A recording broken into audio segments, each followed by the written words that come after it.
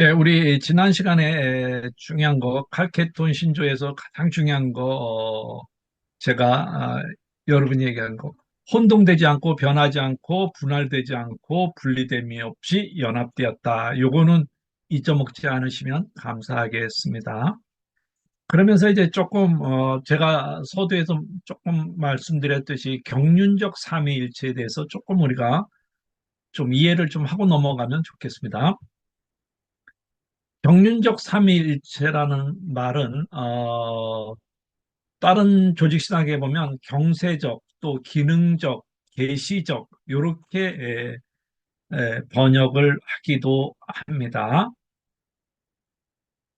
근데 이 경륜이란 말은 헬라어로 오이코노미아라는 말인데 이것이 이제 그 오이코노미아가 경제라는 단어예요. 그러다 보니까 이제 경륜적 그 삼일체 이제 했더니 어떤 분은 옳은 그 사이클 경륜도 경륜인데 그 경륜이냐 이렇게 묻는 분도 계신데 그게 아니라 이제 경륜 하나님의 그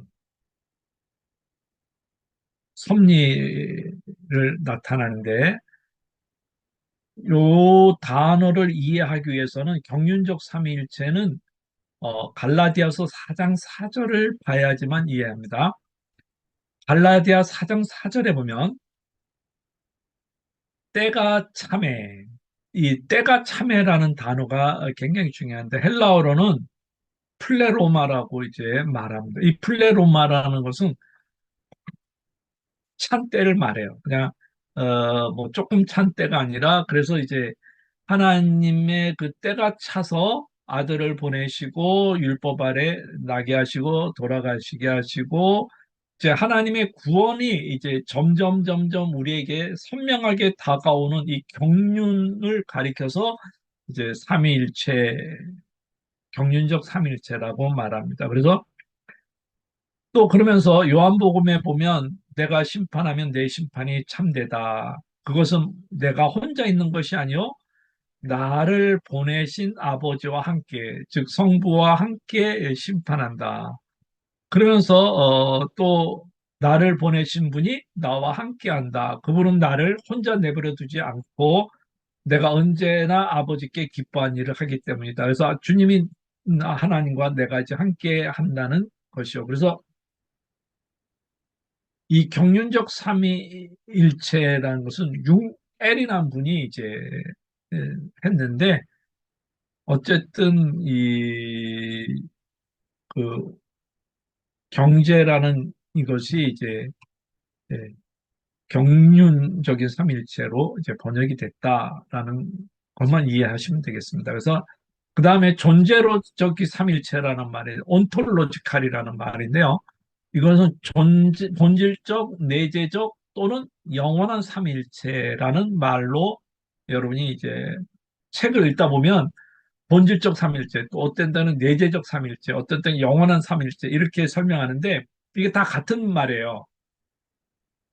그래서 이거는 하나님 자체, 하나님 존재 자체 안에 있는 삼위일체성을 말하기 때문에 이제 존재로적인 삼위일체다. 이제 이렇게 말을 합니다. 그러면서 삼일체의 이제 고전적인 삼일체를 말하면 뭐라고 말하냐면 카파도기아 신학인데 여론이 카파도기아라기도 하기도 가파도기아라고도 그러기도 합니다. 이 가파도기아에게는 세 명의 그 신학자가 계신데 가이사라 바질 또 그의 친구인 니찌안주의 그레고리 그 다음에 바질의 동생인 니사 그레고리가 있습니다. 이분들이 우리가 좀 전에 살펴봤던 폰스탄트 종교회에서 아리우스의 이단설을 척결하고 성령의 신성성을 정립하는 데 기여했습니다. 그래서 이 카파도기아의 신학은 어거스틴에게 영향을 미쳤습니다. 그래서 카파도기아 교부들은 이제 이 삼일체에 대해서 이렇게 말을 합니다. 성령에 대해서 갑바다 교부들은 유출 과정에서 세수로 때 되어지는 식으로 생각하지 않고 삼위일체는 공이 영혼 속에 존재하고 있음을 주목하였다. 하나님의 우시아는 하나님이 하나이며 삼위는 히포스타스에서 발견된다고 봤다. 서로 달리 보이는 외적인 유격들은 성부와 성자, 성령의 원인 관계에서 그 발생과 귀원에 중점을 두고 설명했다. 그러면서 우리는 또한 주님이시며 생명을 주신 분이시며 한 분 성령을 믿사하는 그는 성부에게서 나와 성자에게 머문다라는 것들이 이분들의 이제 핵심 사상이 됩니다. 그래서 갑바도기아에서는 성부는 무출생적이고 성자는 성부로부터 출생했고 성령은 성부로부터 발출되었다. 이제 그래서 이제 이게 중요한데요. 성자는 성부로부터 출생되었지만 성령은 성부로부터 발출되었다라는 것입니다. 그러면서 이들이 굉장히 강조하는 것은 우시한데 그 본질인데 이 신적인 그러한 본질이 있다는 거죠. 그런데 여기에서 이제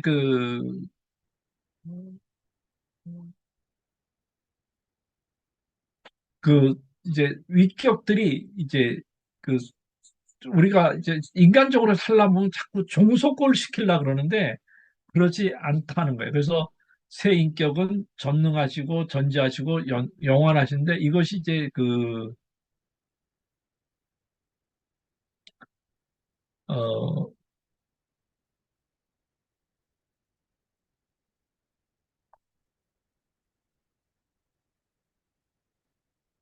하나의 뭐라 그럴까 성부, 성자, 성령 그것을 이제 너무 이 까빠도게 학파도 약간 오류가 있는 것이 뭐냐면 우시아를 너무 이제 그 위에 두었어요. 그러다 보니까 이제 다른 것들이 약간 종속한다 이런 말은 안 했지만 그런 느낌을 이제 받게 되었다고 말을 합니다. 그래서 어, 너무 이제 카파도기아에서는 그 이 우시아 또는 이 스타시스를 이제 구별을 너무 많이 하다 보니까는 이제 조금 종속적인 종속은 아닌데 종속적인 의미가 이제 있는 것처럼 우리에게 뉘앙스를 주고 있습니다. 자, 그러면 이제 우리의 정신적인 또 신학의 장로교의 원조인 칼빈은 이 삼일체를 어떻게 이해했을까? 라는 것을 조금 살펴보겠습니다. 칼빈은 먼저 질문을 하나 던집니다. 하나님이 무엇이냐에 초점이 맞춘 게 아니라 하나님은 어떤 분이신가? 하나님은 어떤 분이신가? 하나님이 무엇이냐가 아니라 하나님은 어떤 분이신가를 칼빈은 초점을 맞추면서 삼일체를 이제 풀어갑니다. 그래서 칼빈은 삼일체에 관한 신학적인 그 용어들도 좀 수용을 합니다. 그래서 이단들이 뭐 삼위가 어쩌고저쩌고 그걸 설명하는 것들을 반대하지 않고 성경 안에서 신학적인 단어들도 어, 칼빈은 수용을 했습니다. 왜냐 그러면 그 교회의 번복을 생각해서 이것을 설명했습니다. 그래서 어, 단순 하나님의 말씀을 뭐 위배되게 설명하지 않는 거 이상 되면 이렇게 단어들을 칼빈은 다 신학적인 단어를 수용을 했다는 것이 이제 기독교 강요에 나옵니다. 그래서 칼빈은 삼일체 용어와 같은 성경이 나온 줄 안도 성경이 없는 것이 아니라는 것이다. 그렇지 않다면 그것은 성경에 나오는 말 한마디 한마디가 따따따로 만들어졌다고 해서 설교가 설교들을 전부 정지하는 것과 어, 한마디가 따로 만들어지지 않았다고 해서 이제 정지하는 것과 같다는 것이죠. 그러면서 칼빈은 용어들을 경솔하게 창조해서는 안 되고 또 용어들을 배출해서도 안 되고 용어들을 잘 주의 있게 수용을 하는데 에, 나는 모든 사람들의 신앙이 성부, 성자, 성령 한 분이시나니 성자는 성부가 아니시며 성령이 또한 성자가 아니시며 그들 각기 서로 어떤 특성이 영거에 구별되어야 한다는 이 점에 일치하게 된다면 이 용어들은 매장시켜도 좋다. 또 다른 것들은 좀 매장시켜도 좋다. 그래서 뭐 삼일체 용어에 대해서 그렇게 칼빈은 뭐 집착하지 않았습니다. 그러면서 칼빈은 존재로 삼일체나 경륜적 삼일체를 저기 뭐죠? 명확하게 구분해서 뭐 나는 존재로 따르겠다, 나는 경륜적 따르겠다 이렇게 말하지 않았습니다. 그래서 칼빈은 삼일체를 어떻게 풀었냐? 이게 이제 제가 여러분과 나누고 싶은 키 핵심인데요. 칼빈은 삼일체를 어떻게 풀었냐면 구원론적으로 풀었어요.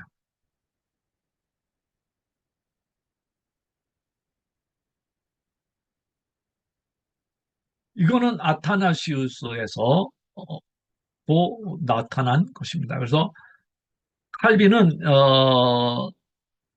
구원론적으로 어, 풀었다는 것을 여러분이 잊어먹으면 안 됩니다.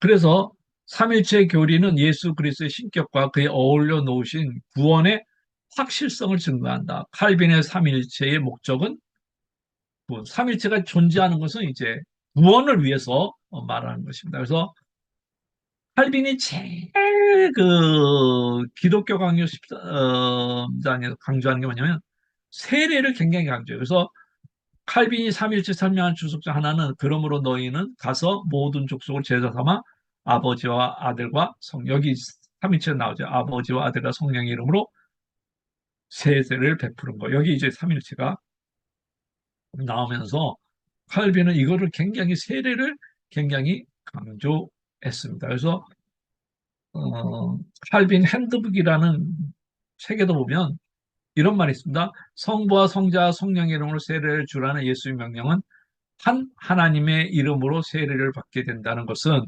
하나님의 본질 안에 새 인격들이 존재하는데 그 인격들 안에 한 하나님이 알려진다는 사실이다. 하나님이 이르시되 우리의 형상을 따라 우리의 모양대로 우리가 사람을 만들고 그들로 바다의 물고기와 하늘의 새와 가축과 온 땅과 땅에 기는 모든 것을 다스리게 하자. 그래서 칼빈은 이 구절을 복수형해서 하나님의 존재 하나 이상의 인격이 포함된다는 사실을 추론합니다. 즉 하나님의 형상 제가 말씀드렸죠.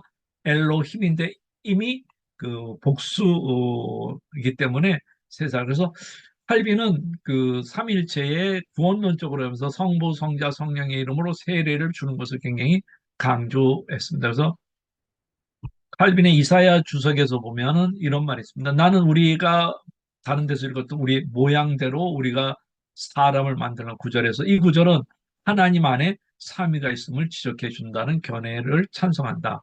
왜냐하면 하나님께서는 자신과 말씀하시고 복수로 계시하시면서 말씀하셨기 때문에 삼위일체 하나님이 서로 인간 창조하는데도 상의했다는 거죠. 창세기 주석에서 칼빈은 말합니다. 그러면서 또 칼빈은 이사야 6쪽 8절 누가 우리를 위해 갈고 여기에도 이제 삼위가 있다고 말합니다. 그다음 우리의 모양대로 만들고 여기에도 삼위가 있다고 말합니다. 그러면서 세례는 우리가 성부와 성자, 성령의 이름으로 짓기 때문에 또 삼위일체다 말을 합니다. 그래서 칼빈의 삼위일체는 어, 한마디로 말해서 어, 한 본질 안에 세 인격이 존재한다. 또 서브스탠스 그 실제라는 표현의 위격과 같다. 하나님 한 본질 안에 세 인격이 있다. 한 본질 안에 세 인격들이 있다. 성부는 제1이며 모든 신성과 신격은 시작이다. 그러면서 이제 칼빈이 우리에게 강조하는 것은 우리가 세례를 베풀 때 성부와 성자 성령의 이름으로 또 우리를 위해 누가 갈고 또 우리의 모양대로 사람을 만들어 여기에 삼일체가 있으니 이것을 그대로 믿으라는 거죠. 그대로 수용하는 꼭 삼일체라는 단어가 없어도 그렇다는 거예요.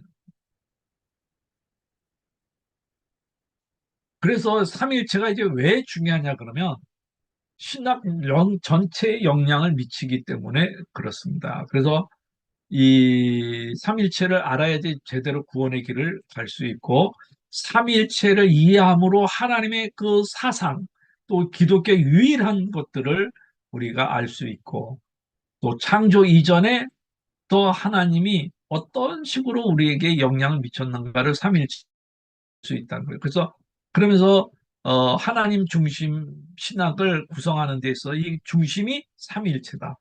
그 다음에 삼일체는 우리 구속에 영향을 미치는 거죠. 그 다음에 이제 우리가 살펴본 대로 성경에 나타나는 대로 우리의 형상을 따라 우리가 내려가서 뭐 여호와의 천사, 성령의 인격성 이런 것들이 나오고 신약에서는 우리가 이제 세례 받는 거 성부, 성자, 성령의 이름으로 나오고 그 다음에 또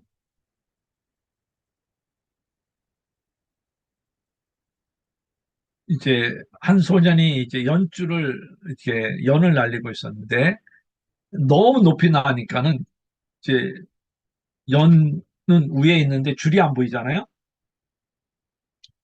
그러면서 이제 한 신사가 꼬마야 그 줄을 가지고 뭐하니 연을 날려요. 그러니까 너무 있으니까 구름에 가려져서 볼 수가 없어. 얘야 너는 어떻게 저 높은 하늘에 연이 있다고 믿니? 연은 보이지 않지만 있다가 한씩 줄을 당겨요. 그러면 이제 느낀다는 거죠. 마찬가지로 우리가 삼위일체를 어, 만질 수도 없고 볼 수도 없지만 성부, 성자, 성령의 이름으로 부르기만 하면 그분은 내 가까이에 계시는 것을 만지시고 또 느낄 수 있다는 거죠. 그래서 이제 우리는 성부, 성자, 성령의 이름이 소중하다. 그러면서 프란치스코는 한 번은 우물가에서 여인에게 물 좀 먹읍시다. 그랬더니 그 어, 우물통에 이제 물을 기르는 여인에게 이제 하니까는 그 물통에 그 잎사귀 하나를 떨어뜨려. 그래서 왜 그렇게 하냐 그랬더니 흘리지 않기 위해서 그렇다. 그러면서 이제 친구에게 편지 썼대. 그대 근심에 쌓일 때 그대 심중에 십자가를 놓게. 그러면 흔들리지 않게. 그렇다. 성부, 성자, 성령의 이름으로 우리 가운데, 우리 중심에 있으면 어떤 상황에서도 이제 하나님은 우리에게 이제 역사해 주실 것입니다. 그러면서 이제 경륜적 삼위일체 속에서 이제 삼위를 조금씩 살펴보도록 하겠습니다. 성부. 성부는 고린도전서 8장 6절에 보면 우리에게는 아버지가 되시는 하나님 한 분이 계실 뿐입니다. 만물은 그분에게서 났고 우리는 그분을 위해 있습니다. 그리고 한 분 주님이신 그리스도가 계십니다. 만물이 그분으로 말미암아 있고 우리도 그분으로 말미암아 있습니다. 즉 어, 우리에게 성부는 아버지가 되시고 그분은 창조하시고 섭리하시고 성자와 성령을 이제 출생시키고 발전시키고 구속을 계획하시고 그 다음에 성자이신 예수 그리스도는 하나님의 독특한 지식을 소유하시고 육신을 입으시고 구속을 집행하시고 하나님과 함께 계시고 그 다음에 성령은 그리스도의 영인데 성령 생명을 발생시키시고 성경을 영감으로 쓰는데 하시고 또 우리의 구속하는 데 있어서 늘 함께 하시고 계십니다. 그래서 이 성령은 인격적인데 지정의를 소유하고 계시고 감정도 갖고 계시고 또 근심도 하시고 또 인적 행동을 하는데 성령이 또 나에게 이런 말을 하라 가르쳐 주기도 합니다. 그래서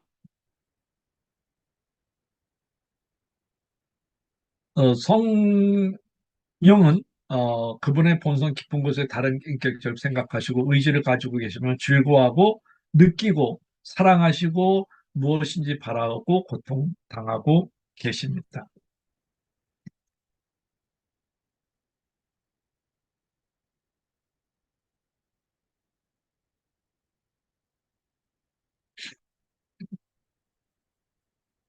우리는 이제 삼일체 하나님에 대해서 어, 아는 것도 중요하지만 영생은 유일하신 참 하나님과 그거 예수 그리스도를 아는 것입니다. 여러분이 삼일체를 통해서 지식으로 아는 것보다 정말 야다로 알 수 있는 저와 여러분이 될 수 있기를 바랍니다. 그러면서 제가 조금 이제 같이 조금 묵상하고 싶은 거는 성령입니다. 또 여러분 중에는 성령론을 아시는 분도 계시겠지만 이 성령에 대해서 조금 같이 한번 나누고자 합니다. 성부는 우리 앞에 계시는 하나님이시고, 성부 하나님은 근원이고, 목표이고, 시작이고, 마침입니다. 생명을 주시고, 생명이고, 생명을 우리에게 마감시켜 주는 겁니다. 그런데 성자는 우리와 함께 계시기 위한 하나님이십니다. 성자는 임마누엘이고, 곧 우리와 함께 하시는 하나님이신 것입니다. 죄인의 대변자요, 억압받는 자와 소외받는 자의 변호인이고, 또 찾는 이와 묻는 이의 서성이고 고통받고 절망하는 자의 목소리이신 성자입니다. 그러면 성령은 우리 안에 계시는 분이십니다. 그래서 우리 안에 능력을 주시고 내가 참 못할 때 탄식하시고 그래서 성령을 예수님은 파라클레토 파라클레토라고 불렀습니다. 이 파라클레토를 요한복음은 보혜사라고 번역을 했습니다. 이 파라클레토에 여러 의미가 있지만 어, 여러분이 잘 아는 대로 변호인, 변호, 어, 그다음에 돕는 자, 위로자, 보호자 이런 것들이 이제 성령이 있습니다. 그래서 파라클레토스의 의미는 그리스의 파라코테를 마치 대변인이나 변호사처럼 곁에 서 계신 분이라는 뜻이죠. 그래서 초대교회의 박해가 심했을 때 성도들은 이런 의미의 파라클레토는 굉장히 위로를 주었습니다. 그래서 이제 또 병사들의 위로할 때 파라클레토라는 의미가 쓰였습니다. 또 깊은 한즉 탄식을 말하는데 말할 수 없는 탄식, 즉 성령도 우리의 연약함을 도우니 우리가 마땅히 빌 바를 알지 못하나니 오직 성령이 말할 수 없는 탄식으로 우리를 친히 강구해 주시는 것입니다. 그래서 이 여러분이 살다 보면 또 저와 여러분이 살다 보면 어, 앞이 캄캄할 때가 있잖아요. 기도도 안 되고 또 뭐 어떻게 말로 표현할 수 없는 탄식 있잖아요. 이 깊은 한숨도 자꾸 내쉬다 보면 기도가 되는 것입니다. 그래서 이 파라클레토가 나와 함께 계시고 내 편이 되시고 나를 위로해 주시고 나를 또 진리 가운데 인도해 주시는 것입니다. 그래서 성령께서 우리의 중생의 삶을 살리는 순간 우리의 온 존재는 하나님과 친밀함을 느끼고 기쁨으로 뛰쳐나오. 즉, 여러분이 성령이 있을 때 내가 중생을 또 느끼고 중생 받았다는 걸 느끼고 하나님과 성령이 역사할 때 내가 하나님과 지금 친밀한 관계가 있다. 또 내가 하나님과 멀어졌다. 이거는 성령의 역사 아니면 모르는 거죠. 그래서 어, 조동산 위에 그 받은 자 외에는 이 기쁨을 알 수가 없습니다. 그래서 안슬레 군이라는 분은 성령을 이렇게 표현합니다. 성령은 우리의 동반자요 위로자요 아버지의 선물입니다. 또한 생명의 샘이요 불이요 빛이요 사랑이며 또한 기름 바람입니다. 성령은 생명의 샘입니다. 이 샘은 하늘스러운 것으로 퍼내도 고갈되지 않습니다. 성령은 우리를 덮이는 불이며 밝히는 빛입니다. 성령은 기름 바람입니다. 우리 상처를 치유게 우리 각자에게 주어진 가제를 짊어지게 합니다. 예, 성령은 선물이고 생명이요 빛이요 또 여러분과 저의 상처를 취해주는 분입니다. 그래서 몰간이라는 유명한 신학자는 이렇게 말을 합니다. 성령의 최고 열매는 사랑이며 기쁨은 사랑의 의식이며 평안은 사랑의 확신이며 오래 참은 사랑의 습관이며 친절한 사랑의 활동, 선함은 사랑의 성질이며 진실은 사랑의 분량이며 온유는 사랑의 실정이며 결제는 사랑의 성. 즉 사랑, 이런 모든 것들이 맺히는 것은 성령 때문에 맺힌다는 거죠. 그래서 여러분이 기쁨, 평화, 오래 친절, 뭐 선함, 진실, 온유 이런 것도 다 성령 충만하면 이루어질 줄 믿습니다. 그래서 아우구스는 이런 기도를 했습니다. 성령이여 제가 거룩함을 생각할 수 있도록 제 안에서 숨 쉬소서. 성령이여 제가 거룩함을 행하도록 제 마음을 움직이소서. 성령이여 제가 거룩함을 사랑하도록 저를 이끌어 주소서. 성령이여 제가 거룩함을 보호하도록 저를 강하게 해주소서. 성령이여 제가 결코 거룩함을 잊지 않도록 저를 보호하소서. 라고 기도했습니다. 사랑하는 여러분, 우리 이런 강구를 저와 여러분이 해야 되지 않겠습니까? 그래서 성령이 아니 계시면 하나님은 멀리 계신다. 성령이 아니 계시면 그리스도과는 과거에 머문다. 성령이 아니 계시면 복음은 죽은 문자에 불과하다. 성령이 아니 계시면 교회는 한낱 조직에 불과하다. 성령이 아니 계시면 권위란 한낱 지배하는 것뿐입니다. 성령이 아니 계시면 성결한 한낱 선전 강구에 불과하고 성령이 아니 계시면 전례란 한낱 과거의 해상품입니다. 여러분, 성령은 우리의 생명이 성령이 아니 계시면 그리스도의 행위는 노예의 윤리에 불과하고 그러나 성령 안에 우주는 온통 잠을 깨고 왕국을 낳은 상고로 신음하고 있다. 성령이 계시면 부활하신 그리스도 여기 계시고 복음은 찬란한 생명을 내뿜고 교회는 성삼위의 통교를 의미하고 권위는 해방자의 섬김이 되고 성교는 성령 강림의 축제가 되고 전례는 기념이자 왕국에 미리 참여하는 자가 되고 인간의 행위는 하나님으로 가득 차. 여러분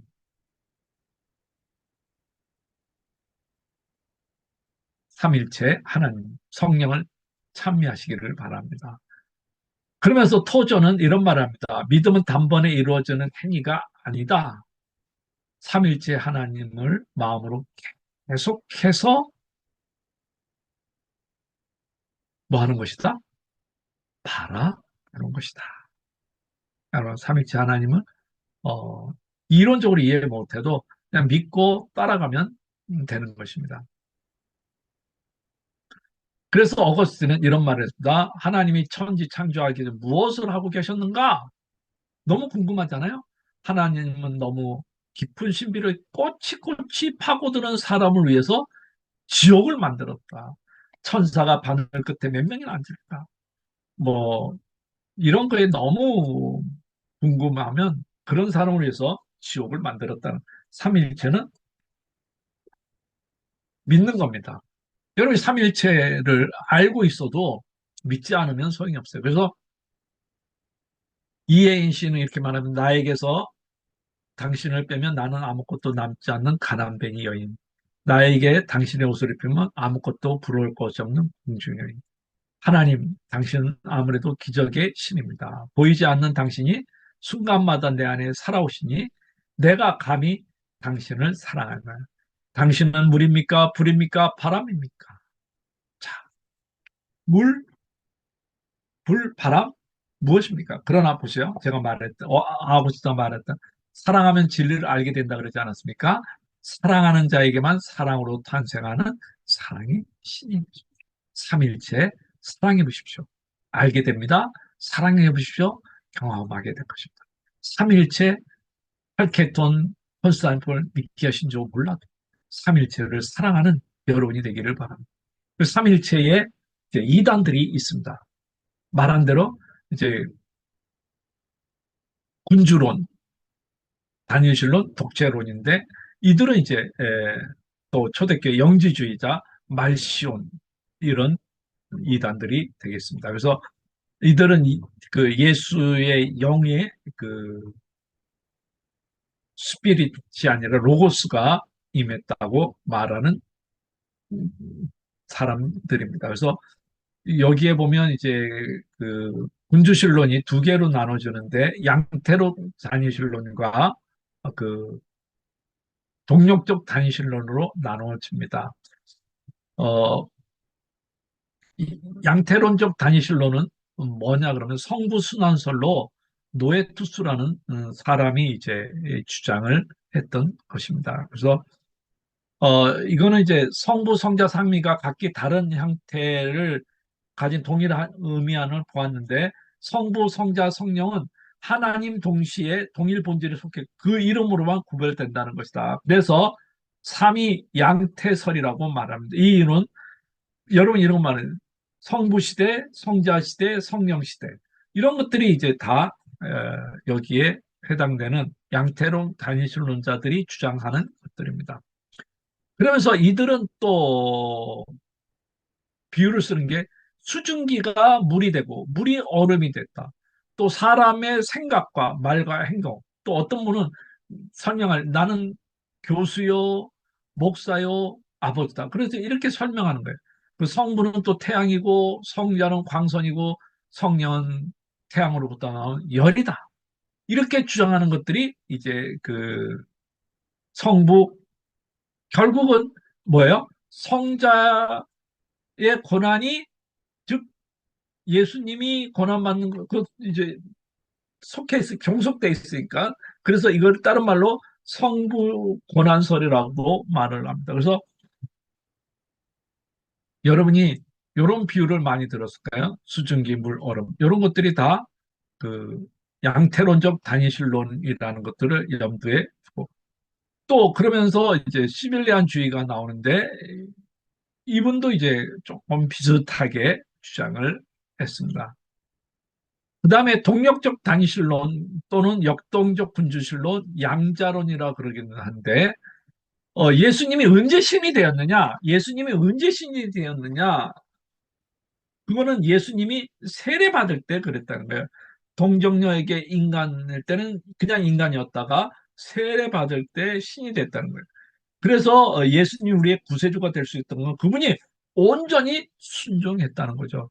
그러나 이거는 그 사모나타 바울이 말을 했는데 그래서 예수님을 그 세례받을 때 이는 내 사랑하는 아들이요 이래서 양자 삼았다는 그때 이제 로고스가 임해서 양자 삼았다는 것인데 이거는 말이 안 되는 거죠. 그래서 이 양자론과 그 다음에 이제 조금 또 삼일체를 잘못 이해해서 성부, 성자, 성령을 삼신으로 보는 분도 계십니다. 어, 뭐 깔바트 이런 것들은 이제 조금 넘어가고 초대교회 삼일체론, 모나키안, 시벨리안, 아리우스, 반아리우스, 마케도니아 이건 제가 이제 설명했던 거고 그 다음에 이제 신적 작정이 있는데 신적 작정은 뭐냐 그러면 하나님께서 장차 발생된 모든 것들은 삼일체 뜻에 의해서 정했고 여기에는 모든 영역, 모든 일이 다 포함이 되는 것입니다. 그래서 어, 신적 작정에는 두 개가 있는데 예정과 그 유기가 있습니다. 그래서 신적 작정은 천사, 마귀, 뭐 인간 모든 것들이 다 포함이 된다는 것을 여러분이 잊으면 안 됩니다. 그래서 신적 작정에는 제가 설명드린 물질, 사회, 영적 모든 곳에서 하나님의 그 하는데 특별히 이제 뭐 가족 형성, 결혼, 정치, 교회, 국가 이런 것도 하나님의 그 작정 안에 우리가 있다는 거죠. 그 신적 작정의 가장 기초되는 것은 하나님께서 지혜로, 하나님의 지혜로 이것을 하셨다는 거죠. 하나님은 그리스도 안에 우리를 상속자로 삼으셨습니다. 이것은 모든 것을 자기의 원하는 대로 행하시는 분의 계획을 따라 미리 정하셨다. 하나님, 예수님이 독단으로 한 게 아니라 하나님의 계획에 의해서 차근차근 이루어졌다는 거죠. 이 신적 작정은 뭐 누구 지시를 받은 게 아니라 하나님의 고유의 권한이고 또 자유로 하고 이것은 그 하나님의 그 영원한 뜻에 의해서 영원한 시간에 의해서 만들어진 것이고 신적 작정은 좀 불변한다는 거예요. 변하지 않는 거죠. 그래서 만군의 주님께서 맹세하셨다. 내가 계획한 것 그대로 이루어 주겠다. 할렐루야. 그래서 이 신적 작정은 절대적이고 무조건적이며 효과가 있다는 거죠. 그러면서 이 신적 작정은 보편적이고 허용적인데 제가 설명한 대로 죄에 대해서는 뭐 하다고요?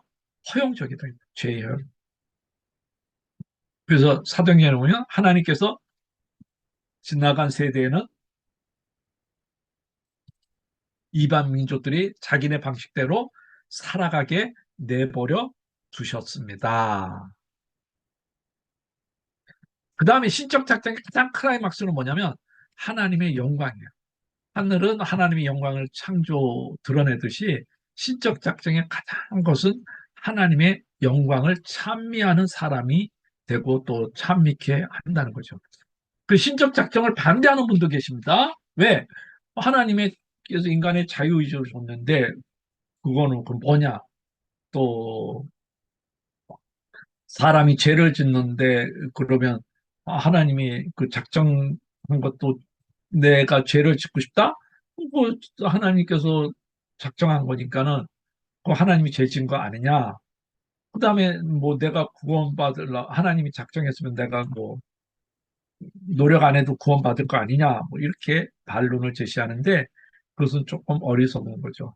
그 신적 작정하고 좀 예정이 차이가 있는데 신적 작정은 그 보편적인 계획인데 예정은 특수 계획이에요. 그래서 그 예정은 이제 우리 인간에게 해당되는 거고 작정은 인간 모든 그 보편적인 것들이 다 포함됩니다. 그래서 예정은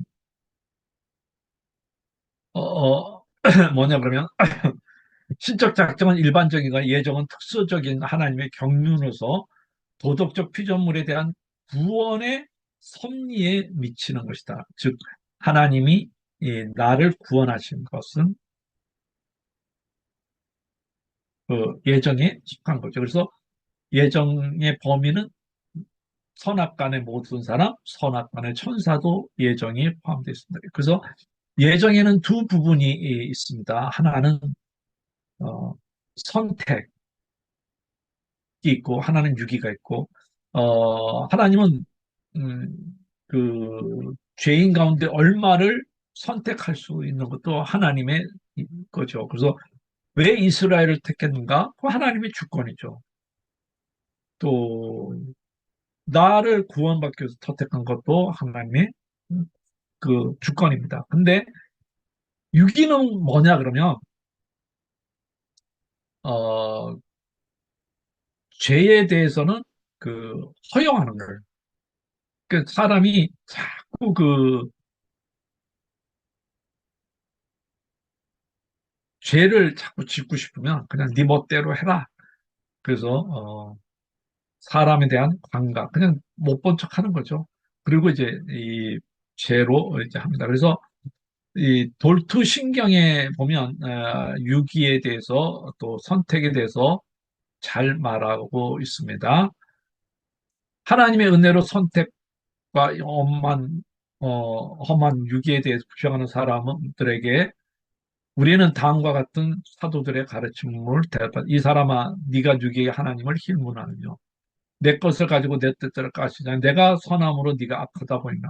또한 이 놀라운 하나님의 오묘함에 대해서도 다음과 같 깊도다 하나님의 지혜와 지식에 부여하며 그의 판단은 측량치 못할 것이며 그의 길에 누구도 찾지 못할. 누가 주의 마음을 알았느냐? 누가 그의 묘사가 되었느냐? 누가 먼저 주께 들켜 받겠느냐? 이는 만물이 주께서 나와서 주로 말미암아 주께로 돌아 영광이 그에게 세세다. 그러니까 유기 뭐 선택 유기에 대해서 뭐 불평하지 말라는 거죠.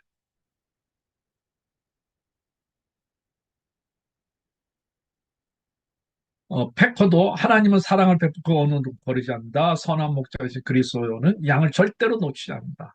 하나님이 자기 백성의 상태와 필요를 잊어버리거나 간과하신다거나 흥미를 잃어버렸다고 비난한 것은 적절치 않을 뿐 아니라 잘못되었다. 만일 하나님이 당신을 고립시켰다고 생각으로 포기하고 있었다면 자신을 부끄럽게 쓴 은혜를 구하라. 그러나 불신앙적인 비관주의는 우리를 위대하신 하나님과 구세주를 모욕하는 것이다.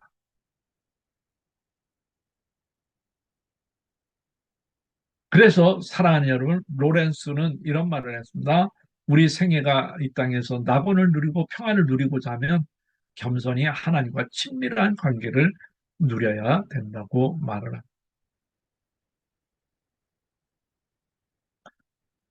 나는 하나님 손 안에 있고 그분은 나에게 선한 목적을 가지고 계신다는 것을 여러분 믿고 나갈 수 있기를 바랍니다. 우리가 불신앙이라는 말을 많이 하는데 불신앙의 본질은 무엇이겠습니까? 바로 에레미야가 말한 대로 이 악한 백성이 내 말 듣는 것을 거절하는 것입니다. 강팍한 거죠.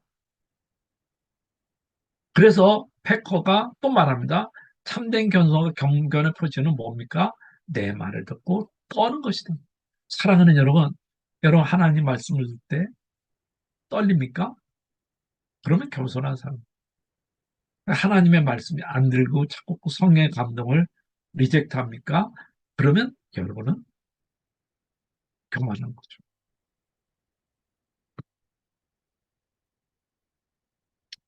그래서 어거스틴은 예정은 성도를 향한 하나님의 사랑이 창세전부터 되어 있는 것이다. 그러면 예정론을 그 칼빈주의는 수용하고 알미니안주의는 조건적 선택이다, 예지 예정이다 이런 말을 하는데 요거는 이제 뭐 안 맞는 말이고 그 다음에 소시니안주의는 일반 예정론 전 성도를 하나의 집단으로 예정했으나 누가 들어가 안 들어가서는 정해져 있지 않다. 즉, 뭐 어디 집단에 있으면 된다. 이런 것입니다. 선택에 중요한 거는 주권적이고 무조건적이고 이게 중요합니다. 예수 안에 있고 불변하기고 영원적이고 불가항력적이다. 하나님께 나를 선택할 때는 불가항력적이죠. 그러면서 나를 선택하는 데 있어서 두 가지 설이 있어요. 하나는 타락 후 선택이 있고 타락 전 선택이 있습니다. 근데 둘 다 완벽한 건 아니에요. 그렇다 보니까 저기 나눠져 있죠. 그죠? 타락 후 선택설을 믿던 타락 전 선택설을 믿던 다 약점이 있다는 거예요. 그러면 타락 후 선택설은 뭐냐? 죄책과 부패와 전적 무능이 인간의 타락을 허용했다. 어떤 사람은 그리스도 안에 선택했고 택자는 구속받은 그리스도 은혜 빛 모두에게 근거를 제공한다. 성령의 은혜가 구원받은 자에게 임하시고 모든 구원자와 중생자가 여기 있다. 그러면서 순서는 어떻게 되냐? 먼저 인간을 창조하기 작정하셨고 타락하기를 허용하기로 작정하셨고 일정한 수가 타락자들을 영생을 얻도록 선택하셨고 다른 사람은 간과하셨고 영원토록 멸망받겠고 하나님은 선택자를 위하여 구원을 작정하셨다. 문제는 뭐냐 그러면 죄의 문제를 해결하지 못하죠. 허용적 작정설의 유기의 원인을 해명하지 못하고 신적 작정의 통일성을 보여주지 못하고 죄의 창시자가 누구예요? 하나님이라는 것을 방어하기가 어렵다. 그러면 타락 전 선택은 뭐냐면 하나님이 영생 전부터 선택했다. 인간의 죄책과 부패와 전적 문능을 의미하는 타락을 허용했고 택자를 구속하기 위해 그리스도 은혜가 모든 사람에게 근거로 제공되고 성령의 은혜가 구원받은 자에게 임하고 모든 구원자와 중생자가 속죄함을 받을 수 있다. 그래서 하나님은 먼저 구원을 선택하시고 유기된 자들 또 만드시고 또 타락을 허용하셨다. 또 죄 구원받은 자는 구원을 열어주시고 안 그런 자는 그냥 패스하도록 하셨고 죄의 멸망을 하게. 문제는 뭐냐면 죄의 기원이 하나님이 되고 언약 사상이 불가능해지고 죄에 대한 허연적 설명은 쉽습니다. 논리적이고 하나님이 절대 주권에 기초하는 것은 좀 강점이 있습니다. 그래서 뭐 어떤 것들이든 뭐 정확한 거는 없습니다. 섭리.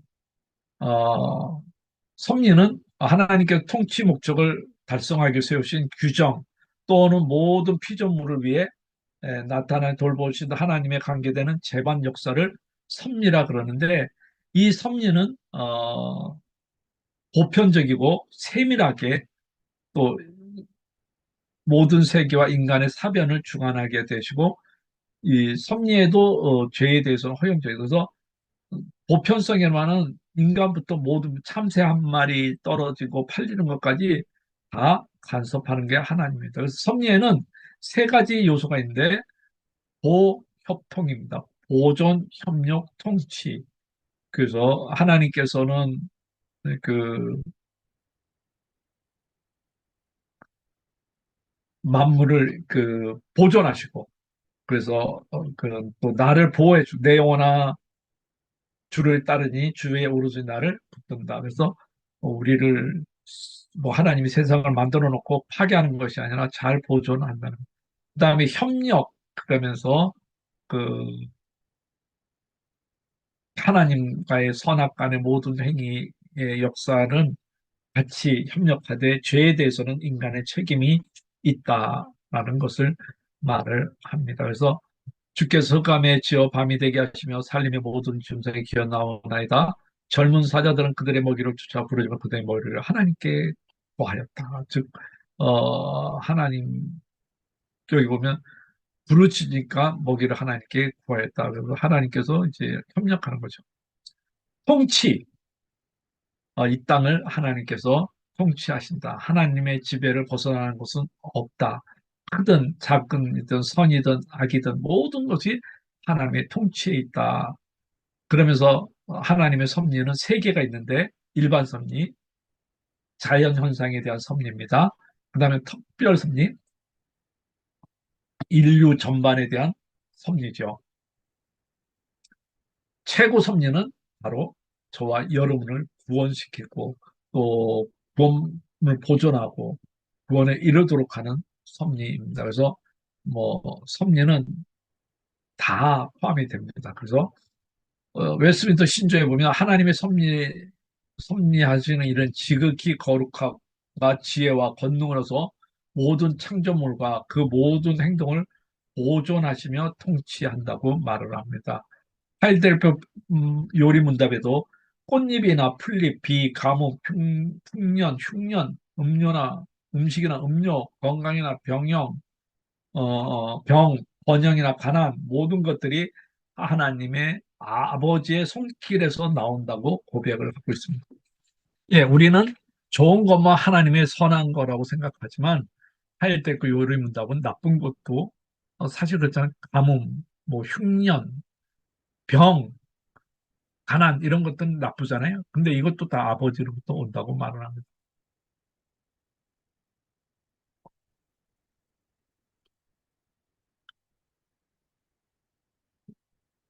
그 다음에 섭리, 비상섭리가 있는데요. 비상섭리라는 것은 뭐냐면 다른 게 아니라 제2 원인을 통치하지 않고 하나님이 직접적인 행동을 하는 것을 말합니다. 즉, 초자연적인 역사, 즉, 우리가 말하는 일명 기적을 비상섭리라고 말을 합니다. 비상섭리에 대해서 좀 여러 견해가 있는데, 이적을 부인하고 초자연적을 합리주의는 그런 게 어디 있어? 자연현상이야. 이렇게 합니다. 그러나 왈브루드는 시대에 따라서 또 이적이 쇠퇴한다고 봤습니다. 아닙니다. 홍해를 갈랐던 하나님은 지금 내 인생의 홍해도 갈릴 것입니다. 케인이라는 분은 성교학적인 면에서는 또 이게 하나님의 비상섭리가 지속이 된다. 로마 카톨릭도 비복음적인 이적들을 보존합니다. 그래서 뭐 어디에는 마리아가 눈물을 흘렸네, 피눈물을 흘렸네, 뭐 이런 것들을 다 이제 보존합니다. 이런 것들이 이제 비상성령이라고 보는 거죠. 그 다음에 뻘거프 은사적인 차원보다 섭리적인 차원으로 인정을 합니다. 그래서 팀 켈러는 조금 이런 말을 했는데 저와 여러분이 좀 귀담아 들을 만한 말입니다. 팀 켈러가 하나님을 말하다 해서 현대인들은 기적을 자연 질서의 일시정지로 여기지만 기적을 자연 질서의 일시정지로 여기지만 예수님은 자연 질서를 회복하는 도구로 삼으십니다. 하나님은 애초의 질병과 굶주림, 죽음 따위가 끼어들도록 세상을 짓지 않으셨다고 성경은 말한다. 주님은 악한 세상을 대속하고 깨지고 상한 상처를 치유하러 오셨다. 예수님이 베푸신 기적은 권세를 가졌다는 증거일 뿐 아니라 그 힘을 가지고 하시려는 일들의 놀라운 예고편이기도 하다. 즉, 하나님의 기적을 현대인들은 일시정지로 보고 있지만 아니다. 예, 저와 여러분에게도 지금 기적이 필요한 사람이 계실 겁니다. 그 하나님이 비상섭리로 저와 여러분의 인생에 개입해 주시고 또 교회에 비상섭리가 필요한 분이 계시면 하나님의 특별한 비상섭리로 기적을 체험할 수 있는 역사가 있기를 바랍니다. 그래서 인생을 살 때 비상섭리가 얼마나 많이 필요한지 모릅니다. 홍수희 시인은 이런 말을 했습니다. 맨발 바닥에 닿는 싸늘한 감촉, 그 바닥인 줄 알았는데 바닥이 아니었는데 바닥에 바닥에 그 바닥에 바닥에 바닥에 맨발이 다 바, 맨발 바닥 닿았는데도 거기도 바닥이 아니었다. 바닥에 시면 그 시면의 바닥에 이를 때까지 나는 나를 찾을 수가 없겠다. 바닥에 시면 그 시면의 중심에 이르기까지 나는 내가 아니다. 산다는 것이 내 영혼의 바닥을 향해 상가며 상가며 거듭 상가며 순례하는 길이란 것을 바닥에 바닥에 바닥에 바닥에 바닥에 이루고서야 다듬어 만져지는 것이다. 예, 여러분과 제가 바닥에 내려가는 것도 하나님의 섭리에 있고 이 바닥에서 끌어올리는 것도 하나님의 비상섭리가 되겠습니다. 예, 이제 이 비상섭리를 경험한 저와 여러분이 아보다 할 차례입니다. 이 아보다라는 말은 고대 히브리어입니다. 매일 힘든 수고를 뜻합니다. 즉, 하나님을 섬긴다는 의미가 있습니다. 즉, 아보다는 내가 열심히 힘들게 하나님을 섬기는 것이 쉽다. 이거는 하나님을 제대로 섬기는 게 아니죠. 정말 하나님을 제대로 섬기는 사람은 얼마나 힘듭니까? 그래서 그럼에도 불구하고 우리는 하나님을 섬길 거죠. 그래서 하나님께서 인생 창조를 왜 했는가? 그랬을 때 플라톤과 세네카와 필로는 인생 창조를 하나님을 위해 창조하셨다. 그 인간 존재와 관계없이 인간의 행복을 위해 창조됐다라는 거죠. 그래서 뭐 하나님이 인생 행복을 위해서 창조된 것이다 그런데 현실에는 불행이 많고 또 성경에 뭐 인간의 행복을 위해서 하나님께 세상을 만들었다는 것은 없습니다. 그런데 두 번째 정답이 있는데 하나님의 영광을 위해 창조되었다. 인간은 성경적 진술이 맞고요. 누가복음, 지극히 높고 하나님의 땅에는 하나님이 기뻐하심을 받은 사람 중에 하나님이 기뻐하시는 사람 중에 평화다. 인간의 최고의 목적이 하나님의 영광이고 하나님의 독립성과 주권에 조응하고 목적들을 포함시킬 수 있고 현실적으로 득달되는 유일한 목적이기도 하다. 그래서 토저는 이런 말하면 내게 주어진 최대의 도전은 내 삶을 향한 하나님의 목적을 발견하는 것이다. 즉, 왜 그분이 나를 저쪽 길로 인도하지 않고 이쪽 길로 인도하신 줄 알아내는 것이다. 만일 내가 그분을 섬기는 목적을 이해하지 못한다면 그분이 내 인생에 무슨 일을 하는지에 매우 혼란을 느낄 것이다. 많은 그리스도인들이 그분이 그들에게 주신 목적을 따라 그들의 삶 속에서 행하시는 것을 그 목적은 우리가 뭐다? 아보다 섬기는 여러분이 하나님을 섬기기 위해서 저와 여러분을 만들었습니다. 그래서 어거스틴은 말합니다. 당신께서 참되한 기쁨을 당신의 목적으로 예배하는 자들에게만 주신다. 즉 우리가 예배할 때 하나님께서 나에게 준 목적을 따를 수, 저기 느낄 수 있다는 하나님의 말씀을 읽고 진리를 받아들이고 예수 그리스도를 항상 바라봐라. 그분께 순종하고 그분을 믿으며 진리를 찾아. 진리를 성경 밖에서 찾지 말고 성경 안에서 찾으면서 여러분이 하나님을 따라갈 수 있기를 바랍니다. 자, 그러면 하나님을 아보다 섬기는 사람이 해야 되는 것 중에 하나가 뭐라어요 하나님의 영광을 위해서 창조했다 그러지 않았어요? 그래서 이 영광이라는 단어는 히브리어로 뭐야? 카보다예요, 카보다. 헬라어로는 독사라는 건데 하나님이 다른 거는 다 양보하는데 이 카보다 하나님께 영광 돌려야 될 거는 인간이 가로채면은 양보한 적이 없어요. 그래서 사도행전에 보면 헤롯이 하나님께 영광을 돌리지 않았기 때문에 그는 벌레 먹어서 죽었다. 이렇게 말합니다. 여기 보면 독산 토떼오, 독산 토떼오. 즉 하나님께 돌아가야 될 영광을 가로챈 거예요. 여러분, 저와 여러분이 뭔가 남보다 가진 것이 있습니까? 특별한 것이 있습니까? 이 헤롯은 뭐 연설을 잘했어요. 근데 이 연설을 가지고 사람들이 신의 소리다 이러니까는 하나님께 영광 돌리는 것을 자기가 가로채서 벌레 먹어서 죽었습니다. 여러분 뭔가 우쭐한 거 있습니까? 그것을 가지고 하나님께 영광 돌리시고 여러분은 숨을 수 있기를 하나님의 말씀을 마음에 깊이 새기십시오. 묵상하십시오. 하나님의 말씀을 위로로 삼으십시오. 하나님께 순종하며 살아갈 수 있는 저와 여러분이 되기를 바랍니다.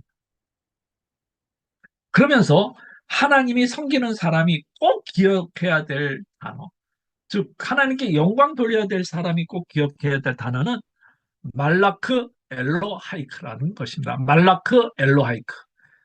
이 말은 뭐냐면 이사야 52장 7절에 내 하나님이 통치하신다. 하나님이 통치하신다는 단어가 말라크 엘로하이크입니다. 사랑하는 여러분, 내가 해야 할 진정한 영적 일은 하나님이 온전히 남김없이 사랑할 수 있는 기회를 드리는 것이요. 그 사랑 안에서 내 소명이 다 이루어지는 것을 믿는다. 나는 방황하고 염려해서 불안해하는 내 자아를 제자리에 있게 하려고 했습니다. 그래야 그분의 사랑을 품을 수 있다. 즉 내가 불안하고 이러면 하나님의 통치를 받을 수가 없어요. 저와 여러분이 번향해 가는 여기 보면 세상에 속하지 않으면서 세상에 사는 것, 하나님 나라의 유익을 위해 세상의 전략으로 사용하는 것, 받을 것보다 줄 것이 더 많은 믿음으로 부유한 사람들을 두려움 없이 대하는 것, 부자들이 이해할 수 있는 방식으로 가난종을 위해 탄원하는 것, 한 손에는 복음을 들고 한 손에는 지팡이 드는 것. 이 모든 것이 투사이다 종인 바울의 자세에 녹아져 있다. 즉 세상에 속해 있어서 속하지 않는 저와 여러분은 하나님의 통치를 받을 때 그러면서 하나님의 통치를 받을 때 여호와의 거룩한 팔이 나타나서 우리를 구원하게 될 것입니다. 그러면서 우리는 이렇게 노래할 것입니다. 하늘이여 노래하라. 땅이여 기뻐하라. 여호와께서 그 백성을 위로했다. 즉 하나님의 통치가 임했다는 거죠. 하나님의 통치가 임하면 우리는 위로를 받게 될 것입니다. 반면에 또 경고도 줍니다. 의인이 범죄하지 않도록 네가 깨우쳐 주어서 그 의인이 범죄하지 않았으면 그는 경고를 달게 받았기 때문에 반드시 살게 되고 너도 내 목숨을 보존하게 될 것이다. 즉 하나님의 통치를 받는 여러분, 그 통치를 이웃에게 또 범죄하지 않도록 할 수 있기를 바랍니다. 하나님의 통치를 받는 사람에게도 유혹의 손길이 옵니다. 세상이든 육시든 마귀간에 우리를 잠시 쾌락으로 이끌 수 있는 유혹이 옵니다. 그래도 하나님의 통치를 받는 사람은 어, 그것을 극복해 나갈 겁니다. 왜? 하나님께서 더 좋은 것을 우리에게 주었기 때문에 그렇습니다. 여러분 삶에는 즐길거리가 많습니다. 그러나 그것은 앞으로 하나님의 집에서 보고 듣게 되고 맛보게 될 것에 별거 아닌 것입니다. 심지어 내가 죽이고 내가 수했던 모든 것들이 공허하기까지 할 거라고 헬린 나우누에는 말합니다. 하나님의 통치를 받고 있습니까? 그러면 유혹을 이길 수 있습니다.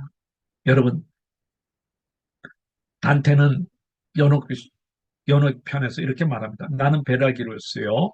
내가 천국에 가지 못한 이유는 죄를 짓지 않았으나 뭐가 없기 때문에? 신앙이 없기 때문에. 신앙이 있는 사람은 하나님의 통치를 받게 될 줄 믿습니다. 사랑하는 여러분, 여러분이 하나님의 통치를 받는 저와 이 여러분이 되기를 바랍니다. 마귀는 우리에게 이렇게 말합니다. 세상을 목적으로 만들고 믿음을 수단으로 만들라고 말을 합니다. 그래서 정말 많은 크리스천들이 그 세상을 목적으로 삼아요. 믿음은 수단이에요. 그래서 뭐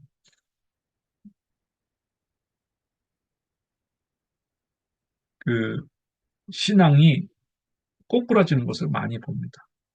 그래서 토저는 이렇게 말을 합니다. 우리 같이 한번 좀 읽어봤으면 좋겠습니다. 오 하나님, 당신의 선하신 맛봄으로 만족을 얻었지만 그럼에도 당신의 선하심이 더욱 목마르게 됐습니다. 제가 은혜를 더욱 필요하다는 것을 뼈아프게 느낍니다. 은혜를 사모하는 마음이 부족한 것을 그렇게 그렇습니다. 오 하나님, 삼위일체이신 하나님, 당신을 원하는 마음을 갖기를 원합니다. 당신을 향한 갈망으로 충만해지기를 갈망합니다. 당신의 영광을 보이셔서 당신을 확실하게 알게 해 주시기를 기도합니다. 자비를 베푸셔서 사랑의 일을 제 안에 시작하소서. 제 영혼에게 사랑하는 내 사랑아, 내 아름다운 자여, 일어나 함께 떠나자라고 말씀해 주. 그리고 당신을 따르는 은혜를 주소서. 예, 여러분 이 삼일체 또 신론에서 제가 하고 싶은 말은 다른 거 다 까먹어도 여러분이 삼일체를 하나님을 믿고 하나님의 섭리를 믿고 하나님 또 우리가 필요할 때 비상섭리를 믿고 그러다가 또 내가 연단 받을 때 고난 받을 때 제 영혼이 지쳤을 때 그때 하나님께서 사랑하는 자야 아름다운 자야 나와 함께 가자. 그리고 우리가 영원히 주님을 따르면서 천국에 갔으면 좋겠습니다. 버나드는 우리에게 이렇게 우리는 주님을 맛봤습니다. 오 생명의 떡이요. 여전히 원 없이 먹고 싶다. 우리는 주님을 마셨습니다. 오 생명의 떡. 그러면 우리는 영혼을 당신을 더욱 예, 생명의 떡 배부리 먹고 생명의 샘 영원히 채울 수 있는 저와 여러분이 되기를 바랍니다. 그러면서 샤르드 푸코의 기도 이거는 이제 헬리 나우니인이 안식의 여정에서 한 것입니다. 아버지 손에 저를 드립니다. 아버지의 뜻대로 제게 행하여 주시옵소서. 어떻게 하시든 저는 감사합니다. 모든 것을 수용할 각오가 되어 있습니다. 제 안에 아버지의 모든 피조 세계에서 아버지의 뜻만 이루어지기를 원합니다. 아버지의 손에 제 영혼을 제 마음에 있는 모든 사랑을 드립니다. 아버지를 사랑하기에 저를 드리며 아무 조건 없이 무한한 믿음으로 아버지 손에 저를 내놓기를 원합니다. 주님은 제 아버지시기 때문에 여러분 삼일체에서 다른 거 다 까먹어도 하나님이 내 아버지시다. 이거 잊지 말고 우리의 모든 것들을 하나님의 통치에 맡기면서 순례의 길을 좀 마쳤으면 좋겠습니다. 뭐 다른 것들은 또 많이 있지만 어, 이제 시간이 다 됐습니다.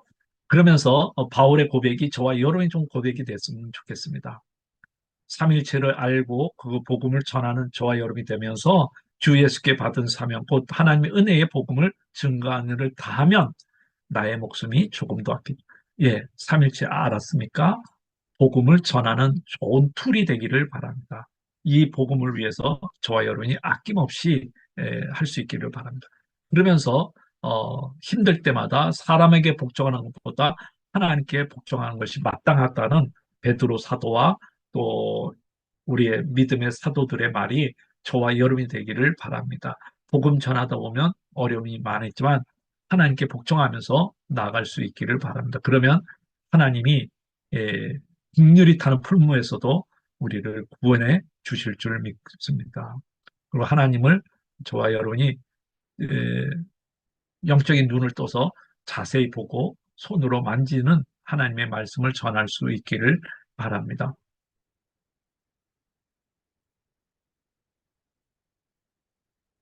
그러면서 당신이라는 이재봉의 시인의 시가 있습니다.